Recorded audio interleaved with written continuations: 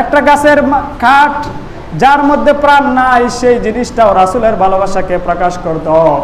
আল্লাহর নবী বিশ্ব নবী মসজিদে নববীর মধ্যে একদিন বয়ান করতেছিলেন। হঠাৎ করে তিনি দেখেন মানুষের বাচ্চার মতো ফুফিয়ে ফুফিয়ে কান্নার একটা আওয়াজ শোনা যায়।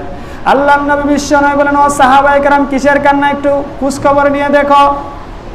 সাহাবায়ে কেরাম চতুর্পাশে খুঁজে দেখেন কোনো মানুষ কান্না করে না, কিন্তু কান্নার আওয়াজ আসতেছে এটা নিশ্চিত, এটা স্পষ্ট বোঝা যায়, কিন্তু কোথা থেকে আসে সেটা বোঝা যায় না। আল্লাহর হাবিব বিশ্বনবী দেখেন, যখন তিনি ইসলামের প্রথম যুগে সাহাবায়ে কেরামের কাছে দ্বীনি কোনো দাওয়াত দিতেন, দ্বীনি বিষয়ে আলোচনা করতেন, তখন তিনি একটা খেজুর গাছের কাণ্ডের মধ্যে এভাবে হেলান দিয়ে কখনো বসে কখনো দাঁড়িয়ে তাদেরকে নসিহত পেশ করতেন।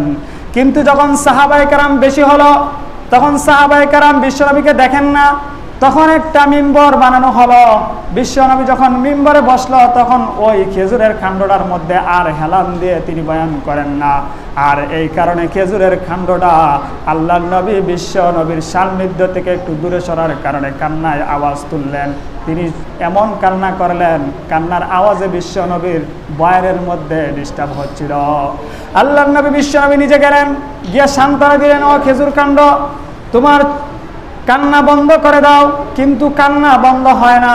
আল্লাহ রাব্বুল আলামিন বিশ্বনবীকে এমন পাওয়ার দিয়েছিলেন, বিশ্বনবী বলেন, ও খেজুরের গাছ, তুমি মনে রেখো, তোমাকে দুনিয়ার জগতে আমি যদিও কিছুক্ষণের জন্য ত্যাগ করলাম, কিন্তু মনে রাখো তুমি আমার সাথে জান্নাতে যাইবা, জান্নাতে গিয়ে তুমি খেজুর দিবা, আমি নবী তোমার থেকে খেজুর গ্রহণ করব, আর খেয়ে খেয়ে আমি তোমার জন্য দোয়া করবো। জোরে বলুন সুবহানাল্লাহ।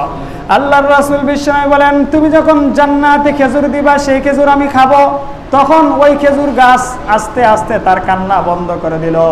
একটা গাছের টুকরাও বিশ্বনবীর ভালোবাসা প্রকাশ করে।